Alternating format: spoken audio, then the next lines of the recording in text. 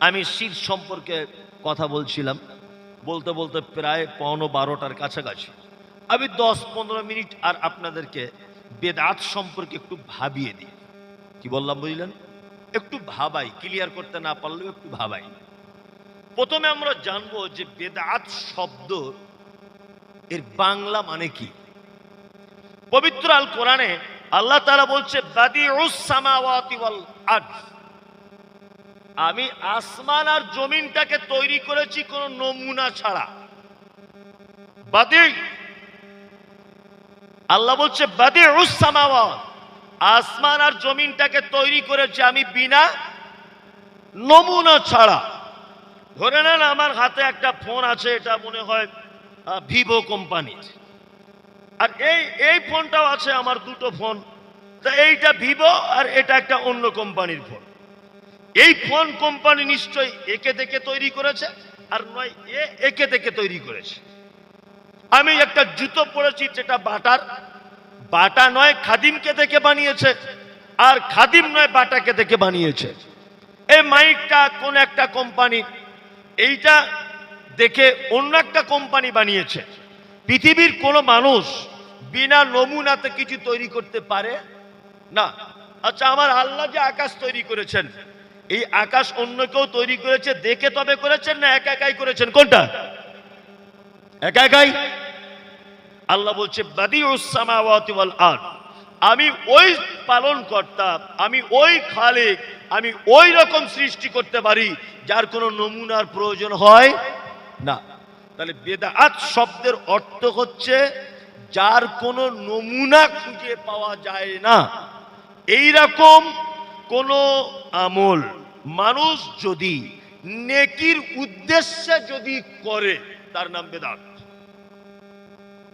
ইসলামে যার কোনো নমুনা খুঁজে পাওয়া যায় না, অথচ মানুষ সেটাকে ইবাদত মনে করে তার নাম কি? বেদাত। কি বললাম বোঝাতে পেরেছি?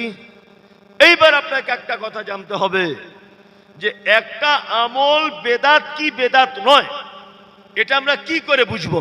আল্লাহ তাআলা কোরআন মাজিদে বলেছেন মা আতাকুমুর রাসূল ফাখুযুহু ওয়া মা নাহাকুম আনহু ফান্তাহু। আমার নবী যেটা দেয় ওটা গ্রহণ করো, আর নবী যেটা নিষেধ করে তোমরা তার থেকে দূরে থাকো। বেদাত কি করে বুঝবো? আয়েশা সিদ্দিকা রাদিয়াল্লাহু তাআলা আনহা তিনি বলেন মান আমিলা আমালান লাইসা আলাইহি আমরুনা ফাহুয়া রাদ্দুন। মানুষ যদি কোনো কাজ করে, সেই কাজে যদি আমার পক্ষ থেকে কোনো প্রমাণ যদি না থাকে, ফাহুয়া রাদ্দুন, সে আমল বাতিল। কি বাতিল? শুনুন, আল্লাহ পবিত্র আল কোরআনে বলেন আমিলাতুন নাসিবা তাসলা নারান খামিয়া। এক শ্রেণীর মানুষ তারা আমল করবে, আমল করতে করতে করতে করতে করতে নাসিবা, ক্লান্ত হয়ে যাবে। তাসলা নারান খামিয়া, তারপরেও তাদের থাকার জায়গা কোথায়? জাহান্নাম। আচ্ছা বলুন, মানুষ ইবাদত করে জান্নাতে যাওয়ার জন্য না জাহান্নামে যাওয়ার জন্য? জান্নাতে যাওয়ার জন্য। আল্লাহ তো উল্টো কথা বলছে। আল্লাহ বলছে এক শ্রেণীর মানুষ তারা আমল করবে, আমল করতে করতে ক্লান্ত হয়ে যাবে, পরিশ্রম খুব বেশি হবে, তারপরেও তাদের থাকার জায়গা কোথায় হবে? জাহান্নাম। এরা কারা? এরা কারা? এরা হচ্ছে সেই লোক যাদের আমল মুহাম্মদ সাল্লাল্লাহু আলাইহি ওয়াসাল্লামের মতো করে হয়নি। এরা হচ্ছে সেই লোক যে লোকের আমল ছিল দীর্ঘ সময়, যে লোকের আমল ছিল দীর্ঘ সময়ের, কিন্তু আমলটা মুহাম্মদ সাল্লাল্লাহু আলাইহি ওয়াসাল্লামের মতো করে হয় নেই। আপনাদেরকে এবার একটা কথা বলি, আমরা যে জান্নাতে যাব, এই জান্নাতে যাওয়ার টোটাল আমল শিখিয়ে দিয়ে গেছেন কে? মুহাম্মদ সাল্লাল্লাহু আলাইহি ওয়াসাল্লাম।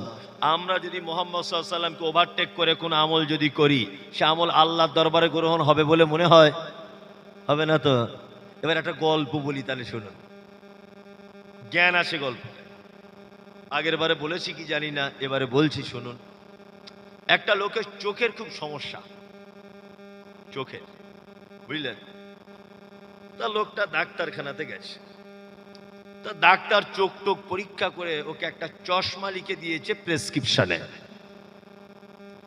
তা ও অশিক্ষিত লোক, প্রেসক্রিপশনটা নিয়ে ও একটা চশমার দোকানে গেছে। চশমার দোকানে যাওয়ার পর চশমার দোকানওয়ালা বলছে, ভাই তোমার যে চশমাটা লিখেছে এটা 50 পাওয়ারের। তখন লোকটা বলছে 50 পাওয়ার চশমার দাম কত? দোকানদার তখন বলছে 50 টাকা। রুগী তখন বলছে তাহলে 100 পাওয়ারের কত দাম ভাই? বলছে ওইটার দামও 50 টাকা। রুগী তখন আবার বলছে তাহলে ওর থেকে কি বেশি পাওয়ার হয়? বলছে 150 পাওয়ারের আছে ভাই। রুগী তখন বলছে 150 পাওয়ারের দাম কত? বলছে ওইটার দামও 50। রুগী তখন ভাবছে যে 50 টাকায় 50 পাওয়ারের কিনে লাভ কি, বরং 150 পাওয়ারেরটাই নিই। 150 পাওয়ারের চশমাটা চোখে খাটিয়ে বাড়ি আসার সময় রাস্তাতে দেখছে মাছওয়ালা মাছ বিক্রি করছে। মাছটা পুঁটি মাছ, কিন্তু দেখতে মনে হচ্ছে কাতলা মাছ, বড় বড়। ও কাতল মাছ মনে করে কিনেছে। পুঁটি মাছ আমাদের কলকাতার মানুষ টক দিয়ে রান্না করে, ভেজে খায়, এইরকম করে, চচ্চড়ি করে রান্না করে, আলু পেঁয়াজ দিয়ে। মেয়েরা কি নাম আছে ওইগুলো করে, যাই হোক। তা পুঁটি মাছ তো আর কাতলা মাছের, রুই মাছের মতো পিস পিস হয় না, হয়? এখন ও মাছ কিনে নিয়ে গেছে পুঁটি মাছ, কিন্তু চশমায় দেখতে পাওয়া গেছে কাতলা মাছের মতো বড়। ওর স্ত্রী যখন খেতে দিয়েছে ওকে, ও বেচারা তখন চশমা খুলে খেতে বসেছে। তখন দেখছে মাছ ছোট, খুলে খেতে বসেছে চশমা। ওর স্ত্রীকে বলছে, কি ব্যাপারে কারিমার মা, বড় মাছটা কি তোর ভাইদের বাড়িতে দিয়ে এলি আর ছোট মাছ রান্না করলি? ওর স্ত্রী তখন বলছে, তুমি এসব কি আজে বাজে কথা বলছো গো, তুমি তো নিয়ে এসেছো ছোট মাছ। বলছে না, আমি বড় মাছ নিয়ে এসেছি। স্বামী স্ত্রী তর্ক হতে হতে ওর বউটাকে মেরেছে এক চর। এক সপ্তাহ বউ মার খাচ্ছে এইভাবে, চর এক সপ্তাহ মার খাচ্ছে। লোকটা তখন মনে মনে ভাবছে, 30 বছর বিয়ে করেছে, আমার বউ জীবনে মার খায়নি, চশমা পড়ার জন্য মনে হয় মার খাচ্ছে। চশমারই মনে হয় কোনো দোষ। লোকটা তখন কাগজি নিয়ে আর চশমা নিয়ে ডাক্তারের কাছে আবার গেছে। গিয়ে বলছে, ডাক্তার বাবু। বলছে কি? বলছে আপনার এই চশমা যেদিন থেকে আমি পড়েছি ভাই, সেদিন থেকে আমার বউ খুব মার খাচ্ছে, 30 বছর মার খায়নি। ভালো করে বুঝবেন।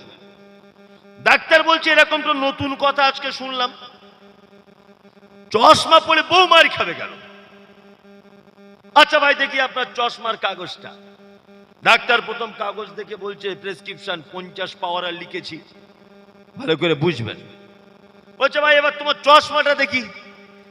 চশমাটা পরীক্ষা করে দেখছে চশমা তো 150 পাওয়ারের, মানে কাগজের সাথে চশমার মিল নাই। ডাক্তার তখন বলছে, চশমা কে কিনলো আর কে আপনাকে দিল?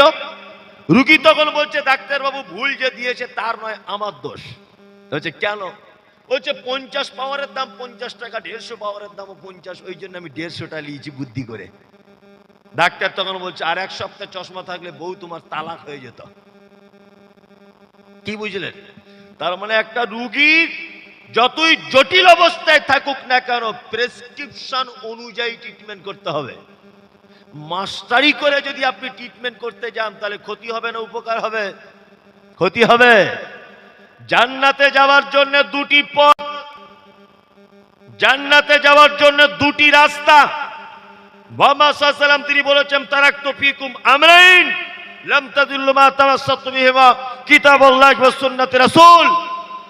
জান্নাতে যদি যেতে চাও, দুটো রাস্তা তোমাদের জন্য বলে দিয়ে গেলাম। এক, কিতাবুল্লাহ, আল্লাহর কিতাব। দুই, সুন্নতে রাসূল, আমার সুন্নত, আমার দেখানো পদ্ধতি আর আল্লাহর দেখানো পদ্ধতি। এই দুইটা পদ্ধতি একটা মানুষ যদি মেনে চলে, জান্নাতে যাওয়া সহজ। আর নিজে নিজে যদি মনে করে যে না আমি যেটা বুঝি আর কেউ ভালো বোঝে না, আমি যে আমলটা করি এই আমলটা আর কেউ করে না, তাহলে কিন্তু আপনার জন্য খুব বিপদ। এই আপনাদেরকে একটা কথা বলি, কথাটা কেউ খারাপ মনে নিবেন না, আর তর্ক বিতর্ক করবেন না। কি বললাম বুঝলেন? এই জায়গার চামড়াটা খুব পরিষ্কার, মুখটাও পরিষ্কার, সারা শরীরে কোথাও দাগ নাই, আছে? আচ্ছা বলুন তো দেখি, আঙ্গুলের এই দাগগুলো দেওয়ার দরকার কি ছিল? এগুলো তো নাও দিতে পারতেন, নাও দিতে পারতেন না? এই আঙ্গুলের দাগগুলো কি নাও দিতে পারতেন কিনা? দিলেন কেন? কেন দিলেন আঙ্গুলের দাগগুলো?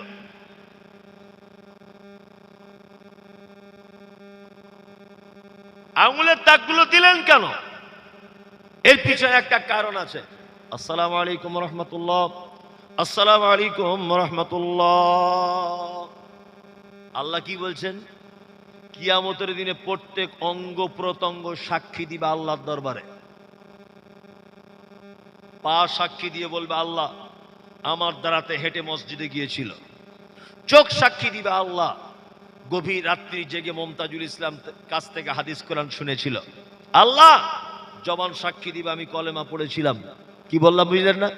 এই দাগগুলো কি জন্য দেওয়া হয়েছে? এই যে সুবহানাল্লাহ, আল্লাহু আকবার, আলহামদুলিল্লাহ তাসবিহ করার জন্য দেওয়া হয়েছে। আল্লাহর নবী সাল্লাল্লাহু আলাইহি ওয়াসাল্লাম তিনি নিজে হাতে তাসবিহ করতেন। আল্লাহর নবী কি করতেন? হাতে তাসবিহ করতেন। আমরা এখন ডিজিটাল জামানায় এসে ইলেকট্রিক তাসবিহ কিনে বগলে করলে ঘুরছে। কাঠের দানা বলছে উটের দাঁতের তৈরি তাসবিহ। এ কি চারটিখানি বড় ব্যাপার? হ্যাঁ, তুমি যদি সোনার দানার তাসবিহ গনো তবুও নেকি নাই। নেকি সঠিক যদি পেতে চান হাতেই আপনাকে গুনতে হবে। সুবহানাল্লাহ, সুবহানাল্লাহ, সুবহানাল্লাহ। এই দাগগুলো এমনি করতে দেওয়া হয়নি গোলাম হোসেন, এমনি নয়। এগুলো আপনি বুঝতে পারছেন না, আপনার কমন সেন্স নাই। বুঝুন আপনি। যদি বলেন গুনতে গুনতে ভুল হয়ে যায়, ভুল হয়ে গেল গেল, অসুবিধা কোথায়? ভুল হয়ে গেল গেল। রুকুতে গিয়ে কবার সুবহান রাব্বিয়াল আযীম বলতে হয় বলুন? 3 বার হচ্ছে মিনিমাম। ট্রেনে বাঁশি দিচ্ছে তখন 3 বার, ছেলে দুধ খাবে কাঁদছে তখন 3 বার, কারেন্ট চলে গেছে প্রচন্ড গরম হচ্ছে ঘরের ভিতরে তখন 3 বার। বাকি 1,00,000 বার বলুন, কোনো সমস্যা নেই। 20,000 বার বলুন আপনার ক্ষমতা থাকলে, কোনো সমস্যা নেই। আপনি কেন বললেন 3 বার? 3 বার মিনিমাম, ইমার্জেন্সি 3 বার। কি বললাম বুঝলেন? একা একা যখন নামাজ পড়বেন 100 বার বলুন। বাড়িতে যখন গোপনে দূরে কাজ নফল নামাজ পড়বেন 200 বার বলুন, সমস্যা নেই। সুবহান রাব্বিয়াল আযীম, সুবহান রাব্বিয়াল আযীম, সুবহান রাব্বিয়াল আলা, সুবহান রাব্বিয়াল আলা, যত বার ইচ্ছা আপনি বলুন। আপনাকে তসবিহ দানা নিয়ে তসবিহ করছেন, ভালো করে বুঝবেন। ও একটা জড় বস্তু। তসবিহ কি ওর প্রাণ আছে? ও জড় বস্তু। আপনি এবার আমার দিকে ফিরুন। আপনি যদি হাতে বলেন সুবহানাল্লাহ, সুবহানাল্লাহ, সুবহানাল্লাহ, তাহলে আপনার এইগুলো আল্লাহর দরবারে কথা বলবে কি বলবে না? হ্যাঁ, তাহলে আপনি বলুন আপনার কোনটা লাভ? ওইটাতে লাভ না এইটাতে লাভ? আপনি নিজে বলুন। হাতে লাভ, হাতে লাভ বেশি। তাহলে হাতে করবেন। আল্লাহ নবী সাল্লাল্লাহু আলাইহি ওয়াসাল্লাম বলছে মা আতাকুমুর রাসূল ফাখুযুহু ওয়া মা নাহাকুম আনহু ফান্তাহু। নবী যেটা দেয় ওটা গ্রহণ করো। আল্লাহর নবী নিজে তিনি হাতে তাসবিহ গণনা করতেন, এটাই সুন্নাত। কি বলছি বুঝতে পারছেন? ভালো করে বুঝে নেন।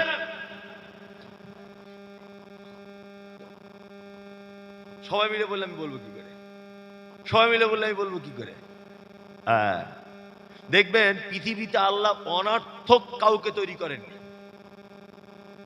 আল্লাহ যাকেই বানিয়েছেন তারই কাজ আছে। কাজ আছে না? হ্যাঁ, কুকুর দেখলে মানুষ মারে, বলে কুকুর এসছে রে বাড়িতে, মানে না? হ্যাঁ, কুকুর এমন এক প্রাণী, ওর কপাল খুব খারাপ। কেউ মেরেছে বিয়ে বাড়িতে ইট দিয়ে, তা ওই শফিকুলদের বাড়ির পাশে গিয়ে কাঁদছে। তা শফিকুলের বউ আবার ঝাঁটা বার করেছে যে কুকুর কাঁদলে বালা মুসিবত আসে, মানে ওর কেঁদেও সুখ নাই। ওই এমন এক প্রাণী। ঠিক বলছি কিনা? আচ্ছা তা বলুন তো দেখি, তাহলে ওর যখন এতই ঝেঁটালাতি খাওয়ার কপাল, আল্লাহকে বানালো কেন? আল্লাহ বানালেন কেন? আল্লাহু আকবার। গোপীনাথ বাটিতে কুটুম আসবে, আল্লাহ জানে, জলসার দিন ওর গোস্ত খেয়ে হাড্ডিটা ফেলবে জানলা দিয়ে, ওই হাড্ডিটা পচে গেলে রোগ জীবাণু ছড়াবে। আল্লাহ কুকুরকে বলেছে তোকে ম্যাথরের ডিপার্টমেন্টে তৈরি করেছি, আমার বান্দারা নোংরা করবে আর তুই নোংরাগুলো খেয়ে পরিষ্কার করবি, সাফাই কর্মী হিসাবে তোকে রেখেছি। বাচ্চা ছেলে বুঝতে পারেনি রাস্তার ধারে পায়খানা করেছে, গন্ধ হবে, কুকুরের ডিপার্টমেন্ট তুই চেটে মেরে দে যাতে বান্দার অসুবিধা না হয় মসজিদে যেতে। তাহলে ওরও কাজ আছে, কাজ আছে না? দাঁত বার করে হেসে দিলেন, কাজ আছে না নেই? আছে। যদি বলেন হুজুর তাহলে মশার কি কাজ? যেইখানেই যায় বসার মতো নাই, পাছা ফুলিয়ে দিচ্ছে একেবারে। ওকে আল্লাহ নাই বা বানাতে পারতো? সুবহানাল্লাহ, ওকে বানিয়েছে কি কারিশমা দিয়ে। আমি এগুলো মাঝে সাঝে ভাবি গাড়িতে বসে বসে, এই মশাটা শুধু তৈরি করেছে বলে কয়েক লক্ষ মানুষের রুজি রুটি হচ্ছে। All out company, good night company, মশারির দোকানদারেরা রুজি রুটি পাচ্ছে কি পাচ্ছে না? আচ্ছা, অল আউট যেটা তৈরি হয় ও আর ওর বউ তো তৈরি করে না, হাজার হাজার কর্মচারী আছে। এই গুড নাইট হাজার হাজার কর্মচারী আছে, এই যে মর্টিন হাজার হাজার কর্মচারী কাজ করছে। তাহলে সামান্য একটা পোকার জন্য এরকম লাখ লাখ লোকের রুজির ব্যবস্থা করেছেন কে? আল্লাহ। তা বাম হাতেরও কাজ আছে, ডান হাতেরও কাজ আছে, আছে না নেই? একদম, ডান হাতেরও কাজ, বাম হাতেরও কাজ। আপনি যখন কোনো ভালো কাজ করবেন, ভালো করে বুঝবেন, তসবিহ করা এটা ভালো কাজ না খারাপ কাজ? ভালো কাজ। তখন আপনি ডান হাতে করলেন।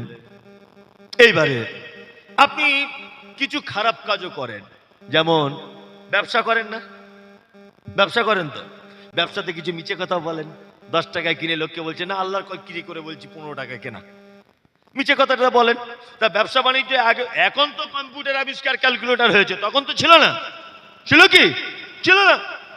তা আপনি মিছে কথা বলে এই যে টাকাগুলো গুনছেন, এটাও তো ক্যালকুলেটরে গুনতে হবে। হ্যাঁ, এটা খারাপ কাজ, খারাপ দিকে ব্যবহার হবে। পায়খানা পরিষ্কার করুন, পেচ্ছাবের রাস্তাটা ধৌত করুন, নাক ঝাড়ুন, এগুলো কি বাম হাত কাজ করবে। আল্লাহ একে এই ডিপার্টমেন্টে তৈরি করেছে, তাই না? আর ডান হাত তসবিহ করবেন, ভাত খাবেন, সালাম দেবেন, কারোর মাথায় হাত বোলাবেন, আপনার স্ত্রীকে ভালোবাসা দেবেন, মেয়ের প্রতি ভালোবাসা, আপনার গৃহপালিত পশুর প্রতি ভালোবাসা আপনি ডান হাত দিয়ে করবেন।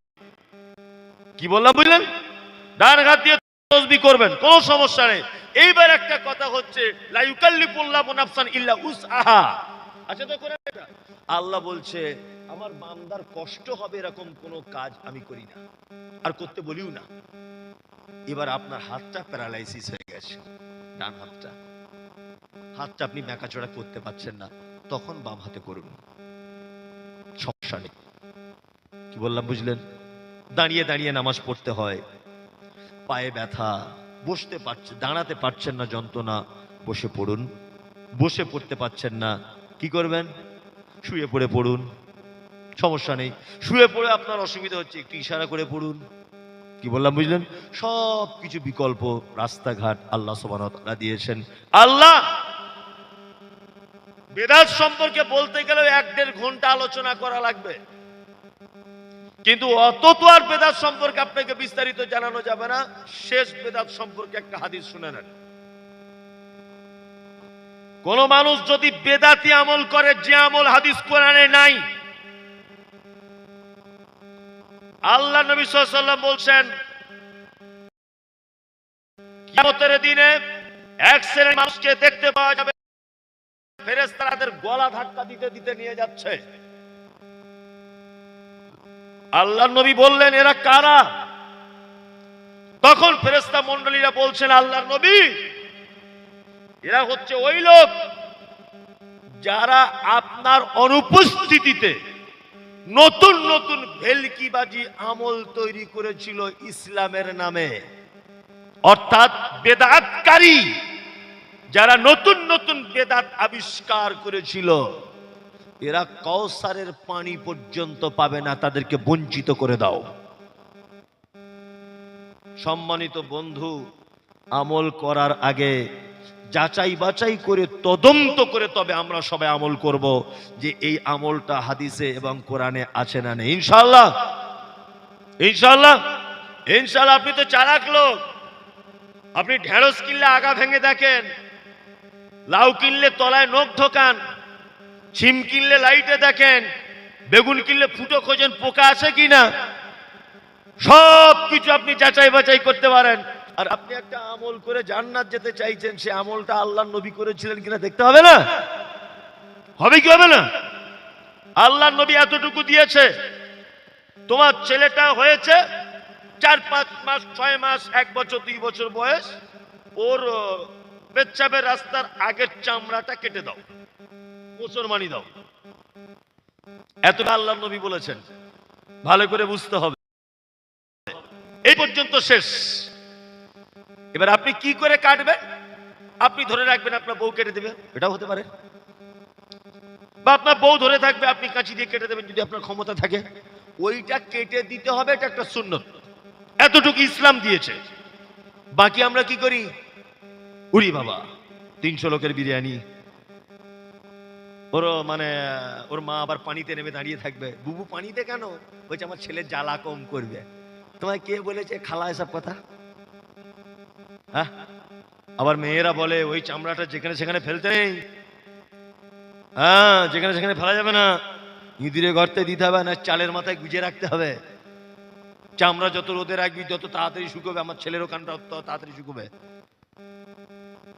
300 লোকের দাওয়াত, একজনের চোখ ধরে আছে, একজন ঠ্যাং ধরে, একজনের কান ধরে আছে, একজন আর যে মানে কাটবে সে ছুরি ধার দিচ্ছে, এই নানান ভেলকিবাজি। কে এত ভেলকে? ইসলামের সঙ্গে কোনো সম্পর্ক নেই। ওই অনুষ্ঠান বাড়িতেই যাওয়া না যায়, চলবে না, একদমই নয়।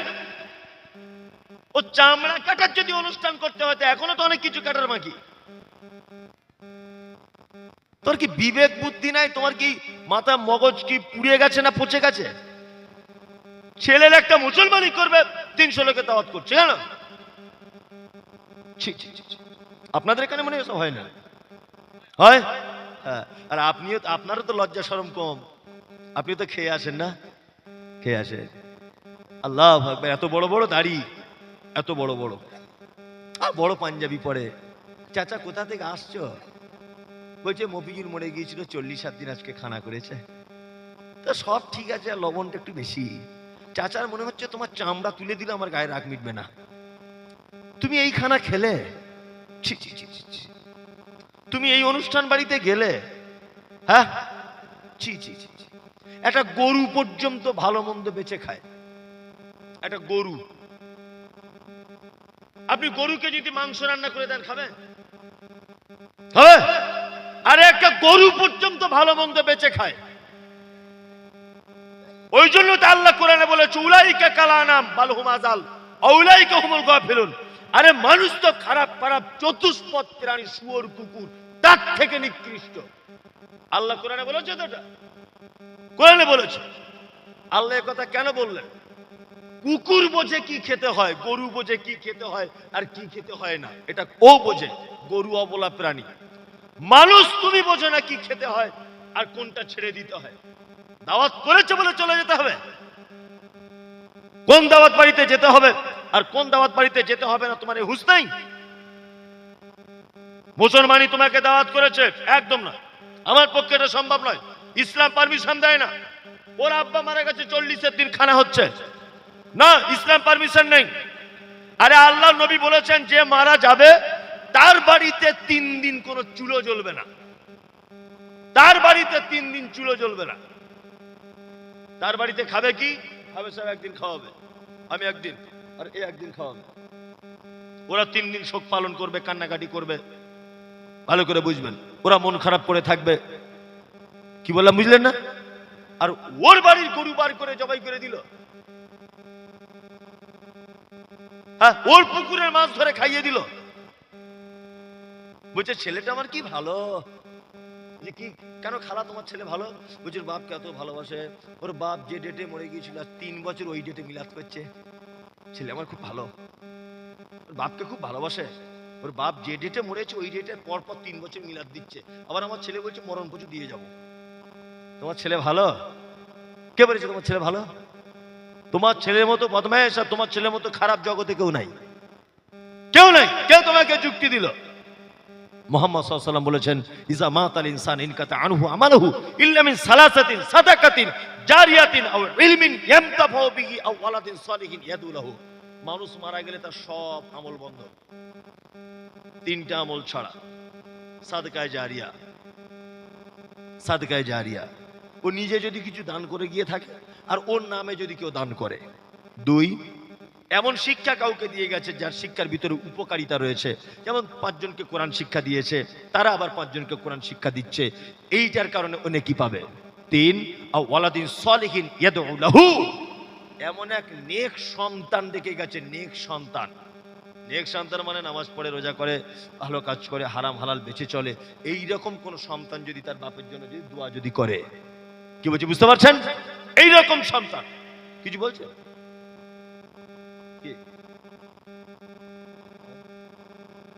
হ্যাঁ হ্যাঁ, এইরকম যদি কোনো সন্তান যদি থাকে তাহলে কি হবে? বাপের জন্য দোয়া করলে তার দোয়া কবুল করা হবে। আল্লাহ আল্লাহ তুমি আমাদের সকলকে সঠিক ইসলাম জানার তৌফিক দান করো, আমিন।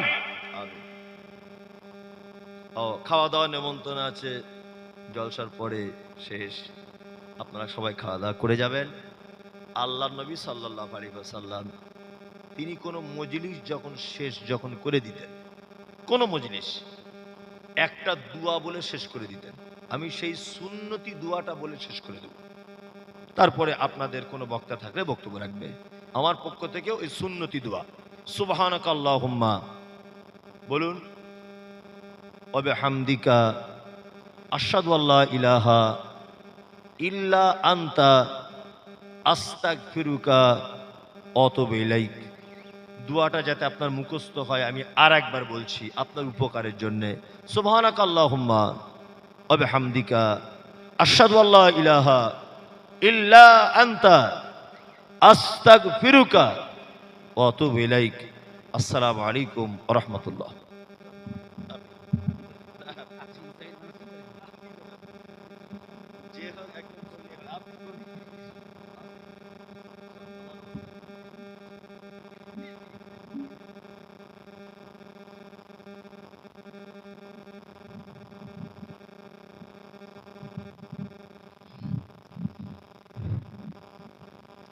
اللهم آمين اللهم صل على محمد النبي الأمي